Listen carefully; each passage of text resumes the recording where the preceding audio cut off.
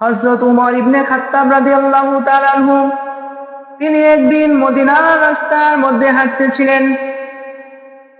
তখন তিনি খেলাধুলায় মগ্ন কিছু শিশু বাচ্চার পাশে দিয়ে হেঁটে যাচ্ছিলেন।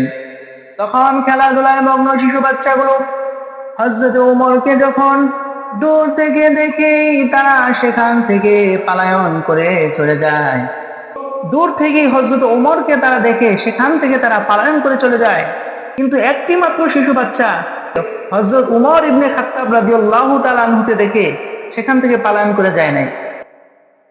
তখন হযরত উমর রাদিয়াল্লাহু তাআলা আনহু ওই শিশু বাচ্চাটিকে জিজ্ঞেস করলো, ও শিশু বাচ্চা, সবাই তো আমাকে দেখে দূর থেকে পালায়ন করে চলে গেল, কিন্তু তুমি কেন পালায়ন করে চলে যাও নাই? শিশু বাচ্চাটি বলল, ওগো আমিরুল মুমিনিন, আমি তো এমন কোনো দোষ করি নাই যে আমি আপনাকে দেখে দূর থেকে পালায়ন করে চলে যাব। আর রাস্তা এত সংকীর্ণ নয় যে আমি আপনাকে দেখে রাস্তা ছেড়ে দিব।